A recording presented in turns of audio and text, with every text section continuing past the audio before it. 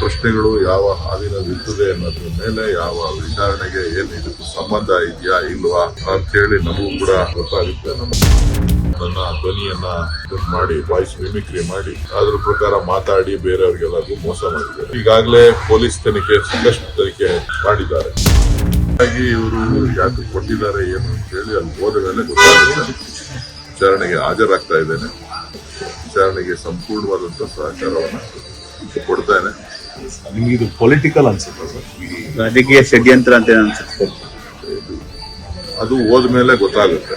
ಅವರ ಪ್ರಶ್ನೆಗಳು ಯಾವ ಹಾದಿನಲ್ಲಿ ಇರ್ತದೆ ಅನ್ನೋದ್ರ ಮೇಲೆ ಯಾವ ವಿಚಾರಣೆಗೆ ಏನ್ ಇದಕ್ಕೆ ಸಂಬಂಧ ಇದೆಯಾ ಇಲ್ವಾ ಅಂತ ಹೇಳಿ ನಮಗೂ ಕೂಡ ಗೊತ್ತಾಗುತ್ತೆ. ನಮ್ಮ ಒಪ್ಪಿಗೂ ಕೂಡ ಇರೋದ್ರಿಂದ ಯಾವುದು ಸಂಬಂಧ ಇದೆ, ಯಾವುದಕ್ಕೆ ಅಸಂಬದ್ಧವಾಗಿದೆ ಅನ್ನೋದನ್ನು ಕೂಡ ಚರ್ಚೆ ಮುಂದೆ ಮಾಡಬೇಕಾಗ್ತದೆ. ಇಡಿ ಮಾಡಬೇಕಾಗಿರೋದು ಫೈನಾನ್ಷಿಯಲ್ ಟ್ರಾನ್ಸಾಕ್ಷನ್ಸ್ ಮೇಲೆ. ತಾವು ತಮ್ಮ ಹೆಸರು ಹೇಳಿ ಅವರು ವಂಚನೆ ಮಾಡಿರೋದು ಅನ್ನೋದು ಬಿಟ್ಟರೆ ಫೈನಾನ್ಷಿಯಲ್ ಟ್ರಾನ್ಸಾಕ್ಷನ್ಸ್ ಏನಿದೆ ಸರ್ ಅವರ ನಡುವೆ? ನನಗಾಗ್ಲಿ ಯಾವುದೇ ವಿಧವಾದಂತ ಫೈನಾನ್ಷಿಯಲ್ ಟ್ರಾನ್ಸಾಕ್ಷನ್ಸ್ ಆಗಲಿ ಬೇರೆ ನಾನಾಗ್ಲೇ ಮಾಹಿತಿ ತಮ್ಮೆಲ್ಲರಿಗೂ ಕೂಡ ನೀಡಿದ್ದೇನೆ. ಆ ಕಾರ್ಯಕ್ರಮಕ್ಕೆ ಏನು ಭೇಟಿ ಕೊಟ್ಟಿದ್ದೆ ಆ ಎರಡು ಕಾರ್ಯಕ್ರಮಗಳನ್ನು ಹೊರತಾಗಿ ಬೇರೆ ಯಾವುದೇ ವಿಚಾರಗಳು ನನ್ನ ಮುಂದೆ ಇಲ್ಲ. ಅವರು ನನ್ನನ್ನು 3-4 ಬಾರಿ ನನ್ನ ಕಚೇರಿಗೆ ಭೇಟಿ ಮಾಡಿದ್ದಾರೆ. ಭೇಟಿ ಮಾಡಿ ಕೆಲವಾರು ವಿಚಾರಗಳನ್ನು ಚರ್ಚೆ ಮಾಡಿದ್ದಾರೆ.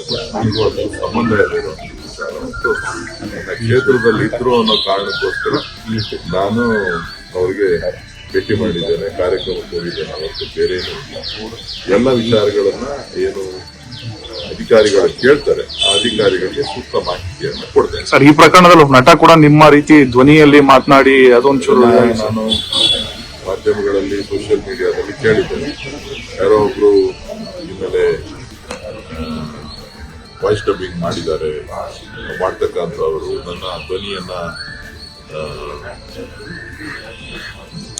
ಮಾಡಿ ವಾಯ್ಸ್ ಮಿಮಿಕ್ರಿ ಮಾಡಿ ಅದ್ರ ಪ್ರಕಾರ ಮಾತಾಡಿ ಬೇರೆಯವ್ರಿಗೆಲ್ಲರಿಗೂ ಮೋಸ ಮಾಡಿದ್ದಾರೆ.